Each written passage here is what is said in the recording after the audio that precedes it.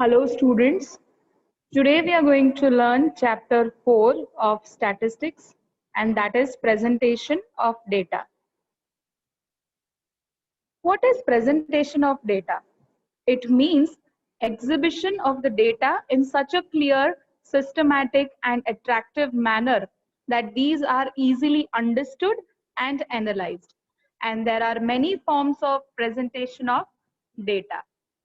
We can here see that presentation of data can be done through textual presentation, graphical presentation, and tabular presentation. Now let's study what is tabular presentation. In the process of tabular presentation of data, it is organized in rows and columns, and this process is known as tabular presentation. This method is used in terms of rows and columns, which means that all the data are written in rows and columns. Let's study what are the components of table. Means that when we are formulating a table, which are the components which are involved into tabular presentation. The first is table number. First of all, the table is to be numbered, and these numbers must be in the same order as the tables. And the numbers facilitates the location of the table. Like let's say for example 1.2 and so on. The second component is title. A table must have a title. A title must be written in bold letters, and the title must be very simple, clear, and short. So a good title must reveal the problem under consideration as to what is that table all about, the time period of the study, the place of the study, the nature of classification of data. A good title is short but complete in all respect. The third component is head note. If the title of the table does not give complete information, it is supplemented with the head note. Now, head note completes the information in the title of the table, and the unit of data is preferably expressed in lakhs or crores or tons, etc., and expressed in bracket as a head note. The next component of table is stubs. These are the title of rows of a table, and these title indicates the information contained in the row of the table. Next we have is caption. Caption is the title given to the columns of the table, and it indicates information contained in the column of the table. A caption may have subheads when the information in the column is divided in more than one class. After all these, we have body of the table, and it means the sum total of the items in the table. So thus, the body is the most important part of table because it gives you all the information or data for which the data is presented or researched or analyzed. It indicates the value of various items in the table, and each item in the body is called cell. Next component we have is footnote in the table, and footnotes are given for the clarification of the reader.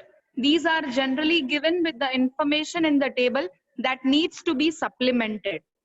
And source means when the table are based on secondary data, which means I have collected the data from the secondary source, then these information has to be given. So source of data is specified below the footnote. This is the format of table. We can here see that we have table number, we have title, head note, then we have stub, that is we have titled the row, and caption with the subheads in the row. Then we have row headings, columns, and the body of the table, that is known as a cell. And at the end, we have footnote and source. So this is the format of the table or components of the table. When can we say that a table is good? So construction of table depends upon the objective of study. It also depends on the wisdom of satisfaction, and there are no hard and fast rules for the construction of table. But however, there are certain important guidelines which have to be kept in mind when we are making a table. So some of the good features of a table are title as compatible with the objective of the study. So title of the table must be provided at the top center of the table, and it must be compatible with the objectives of the study. The second one is comparison. Items which are to be compared with each other should be placed in rows and columns close to each other. This facilitates comparison, which means we can easily compare the data with each other. The third feature of a good table is special emphasis. Items in the table which needs special emphasis should be placed in the head rows, that is top above, or head columns, that is extreme left. So such items should be presented in bold letters so that it is very easy to view. The fourth one is ideal size. Table must be of an ideal size to determine an ideal size, and which means that it should be in systematic order, and it should not be either too small or too big. It must be enough, or it must be appropriate so that the person can easily compare and study the data which is given in the table. Next feature of a good table is stubs. If the rows are long, then it may be given at the right hand side of the table and use of 0. 0 should only be used to indicate the quality and the quantity of the variable. It should not be used to indicate the non-availability of data. Like if the data is not available, then we should not write it as 0. 0 should only be used to indicate the quantity of the variable. If the data are not available, then it should be indicated by just minus sign or a dash. Next is heading.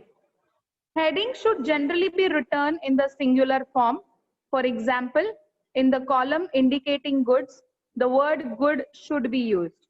And when we talk about abbreviation, use of abbreviations should be avoided in the heading or subheadings of the data, because there might be chances of misinterpretation of that data. Footnotes should be given only if it is needed, and units may be specified about the columns. Now, when we talk about the total, in table, subtotals of the items must be given at the end of the each row, and grand total of the item must also be noted. So these are the some of the good features of good table. The next one is percentage and ratio. Percentage figures should be provided in the table if possible, which makes the data more informative. And if some approximate figures have been used in the table, then the extent of approximation must be noted in the table.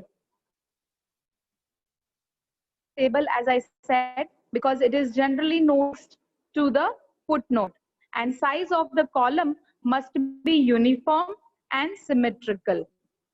When we talk about ruling of columns, columns must be divided into different sections according to the similarities of data, so easy comparison is possible.